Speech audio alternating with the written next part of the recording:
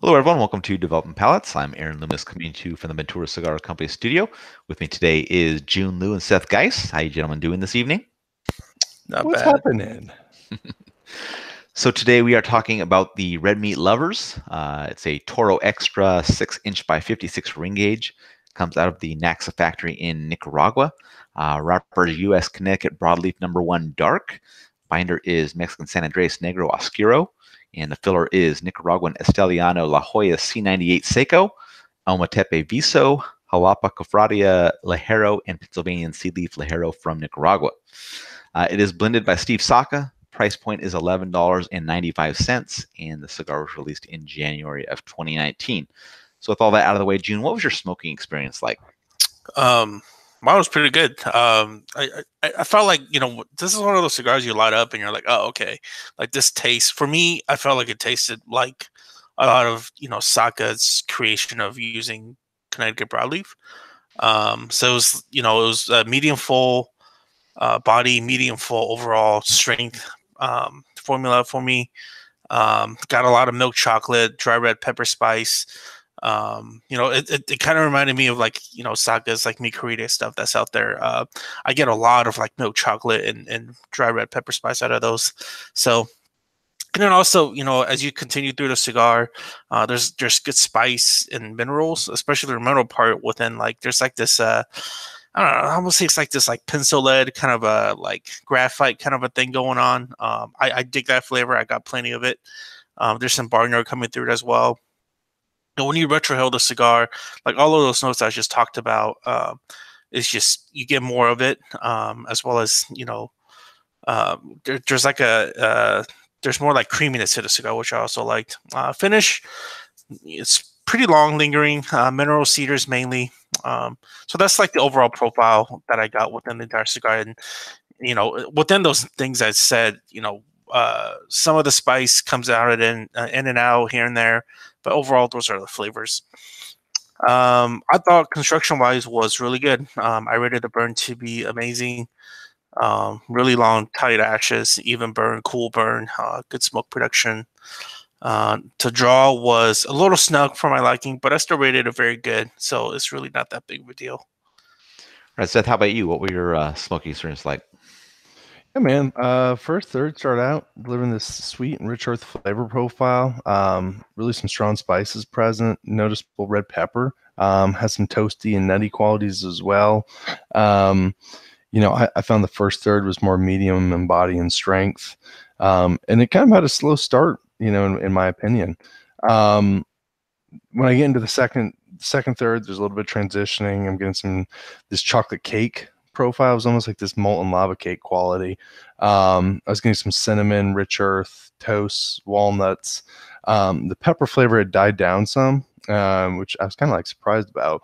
And it was still smoking around that medium level for body and strength. Pretty similar to where it was in the first third. When I get in the final third, there's been some more transition from the second third. Toasty, rich spices, some black pepper. There's this meatiness now present. It's almost like this beef jerky quality. And it's probably the biggest change in terms of transition of the thirds. There's a lot less sweetness. And it's just really just become more darker and bolder overall as a cigar. Medium full in the final third. In terms of construction, that's the first third. It was terrible. There was this awful canoeing. It was awful. It was embarrassing. And it's one of those things like you couldn't touch it up without like toasting the whole damn rest of the cigar. So it's just Right. like you got to be fucking kidding me, right? So you just gotta live with it. Pissed off smoking it, but it got better. And then in the end, it smoked great. So it was kind of crazy that it was just canoeing terribly, and then in the end, it was just burning perfectly. And the draw was a little bit looser than what I typically go for. What about you, man? Yeah, for me, the cigar started with cedar, some gritty earth, a little bit of cinnamon, a slight mustiness joins in, kind of like a quarter-inch in, smooths out that earthiness and the cinnamon. About an inch in, cedar and mustiness up front, earth and cinnamon in the background, has a really long finish to it. Retrohell has the cinnamon and mustiness up front with the cedar slightly behind it. As the third's wrapping up, cedar mustiness remaining up front, earth in the background, cinnamon kind of drops out. Strength was slightly below medium. Getting into the second third, a little bit of cinnamon rejoins the profile. Cedar starts to gain a little bit of char, about a ½ inch in. Mustiness is still slightly behind there. Earth and cinnamon both leave the profile. About an inch in, I get a little bit of a vegetal note that kind of joins the profile. Retrohill has a vegetal note up front, charred cedar mustiness behind it. That's kind of how the third finishes out. Strength bumps up to medium. Then in the final third, char increases. Cedar has moved to more of a general wood note. Mustiness is just behind that, while the vegetal note has dropped out of the profile. About a ½ inch in, the cigar starts warming up, brings a little bit of toast to that charred wood. And then about an inch in, the charred and toasted wood is there, and the wood becomes more defined as oak. Retrohill has that same kind of profile going on. And the cigar starts to gain a little bit more vegetal note as it wraps up, and then strength bumps up to slightly above medium. In regards to the burn, it was a bit wavy throughout. It did go out once in the middle third, required a relight. Ash held on about 1.25 inch increments. And in regards to the draw, it was a little tighter than I prefer, but it didn't really cause any issues with the smoking experience. So, Jiunn, what are your overall thoughts on the cigar? I liked it. I thought is kind of like what I talking about earlier. It's very Saka like, Connecticut broadleaf style. I think a lot of people that are really into Saka, since he created Dumbarton Trust and all that, I think they'll find a lot of familiarity with this cigar. And to that extent, I think it'll fit their niche quite well. It's not the most complex of cigars that he has, but especially if you're a broadleaf lover, I don't see why not of you picking up something like this.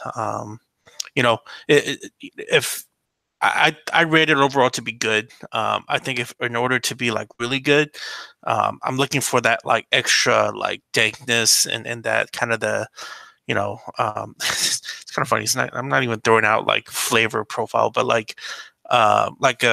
certain cigars you smoke it, you just really dig it, right? It's at this umami effect where you smoke it and you keep smoking it and you don't want to put it down. You just put a big ass cherry on it. That's something I'm looking for. But I think this is a good addition to what is it, the 8th rendition of the Micro Series blends. Yeah. How about you, Seth? What are your overall thoughts? Yeah, I mean, I thought the cigar really lacked in a lot of areas. I don't think it had any depth or complexity. There was some transitioning for the flavor profiles present, but it just didn't have a lot to it, in my opinion. I actually also think it lacked really good positive qualities of being a Connecticut broadleaf. I mean, it's one of these things I smoked it and I was like, this is why I'm not the biggest defender of Connecticut broadleafs, because too often you just kind of have a mediocre blend with it. But when you do have a great blend, it's usually awesome. So I just thought the cigar lacked in a lot of areas, and with the poor construction issues to begin, the cigar really went downhill. Kind of feeding off of Jiunn, when you talk about the microblend series, there's been some good ones and some really just not so great ones in it. Mm-hmm. So it's kind of like I don't find any consistency with it. I think the Pactum was really good, but I think Abe's also had a lot of crappy ones with it. So Solaris. Oh yeah, Solaris. Well, gosh, yeah, that was freaking terrible. I still have some. You still have some. Of course you do. Everybody still has them. Why? I don't. Yeah. Smoke them. It's gonna get better. It's gonna get better. Aaron, were you serious when you said this was meant to be smoked while eating a steak? Well, there's a club called the Red Meat Lovers Club, and this was designed for them. Oh. Well, thank God I'm not a member of that club. So is that harsh? That may be a little too harsh. I'm sorry. I take that back. That's cruel. Well, we know you like your tofu and all that stuff. So I'm gonna eat my little tofu and my tempeh, and you guys can smoke this cigar and eat your damn tomahawk steaks or whatever the hell they are. What about you, Aaron? Yeah, I mean, I felt the flavor profile was pretty linear. I thought it was an overall average experience. And talking about what the cigar is for, I mean, there's a club called the Red Meat Lovers Club. It's basically a club that gets together and they eat meat. That's the whole thing's around that. And this cigar was exactly. So, and this cigar was designed to enhance the club and be kind of a thing for them. So, I would have guessed that it's meant to be paired with a steak. or some form of red meat, whatever it is that you're eating. But maybe it would pair well with a steak. I don't know. That wouldn't provide a proper review as if I was chomping down on a steak while I'm smoking the cigar. So the cigar's got to stand on its own. But it's not likely something I'd smoke on its own. I didn't think it was that enjoyable, but I would be interested to maybe try it with steak and see. Who knows? It could be a great pairing. But the cigar has a really long smoking time. You get a little bit of value there. But for me, it was a miss. So getting into the scores, we'll start at the top. Jiunn, you gave it a 7.02. Seth was next at 5.60, and I gave it a 5.05. So Jiunn, 7.02. I stand by it. I thought it was a good cigar. You guys dealt elsewise, but yep. All right, Seth, 5.60. Yeah, I stand by mine. It's a mediocre average cigar. Yep, and I'll stand by mine. Pretty close to even at 5. It's a pretty average cigar. I mean, slightly below average, I would say, flavor profile, and just above average, okay construction. Nothing fantastic. So, yeah, I think Yep. you kind of throw this as a mediocre microblend series offering. It's not the worst. It's not the best. Well, I will no, say definitely not the worst. Yeah, it seems like there's quite a bit of inconsistencies, right? Like for instance, Seth, I think I would contribute a good chunk of your score to the shitty construction you faced, right? That played a part. I think the biggest thing for me was just the lack of complexity and depth to the cigar. I mean, the construction definitely played a part, which is overall the cigar just lacked so many. I mean, what you'd really want from it. I mean, I think of really good Connecticut broadleafs, and like recently we had the HVC. You could say Tabernacle broadleaf; those are really strong, pronounced broadleafs. And this just doesn't. Even Meat Carita is probably better than this. Yeah, Meat Carita is way better than this. Oh yeah. You know what's interesting? Because when I was smoking this, I was like, I don't find in the industry there's a lot of like just regularly good Connecticut broadleafs. No. And I felt like because of that, this was a step above the others.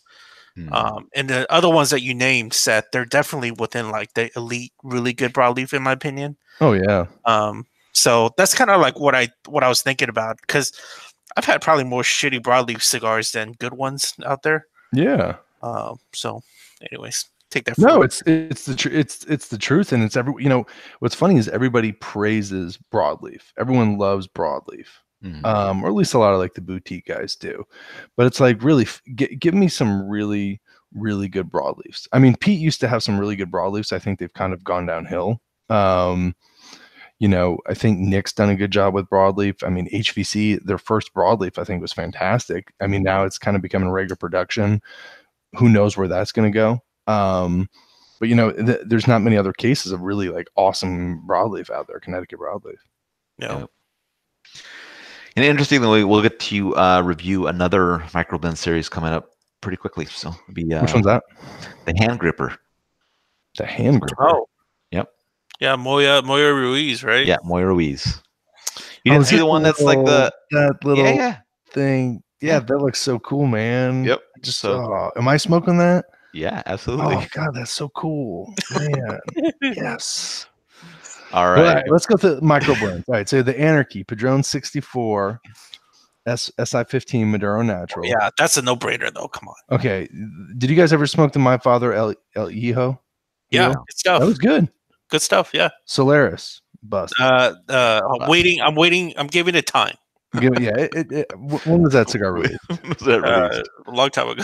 Yeah, I mean, it just needs a couple more years of age. Yeah, and then they brought back the Anarchy Apocalypse, which I never had. Yeah, Room 101 Big Delicious, which was not big and delicious. Not bad.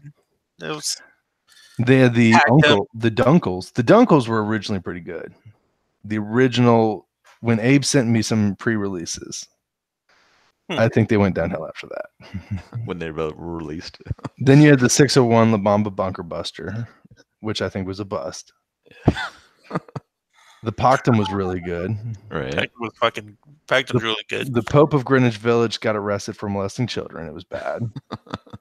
And then you had a Davidoff smoking 20th anniversary, which is just probably some other Davidoff. Right.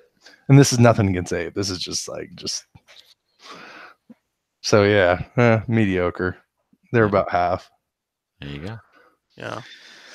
All right. If you're just catching this video on YouTube, be sure to subscribe to us. But also check out the full written review on the website, developingpalates.com.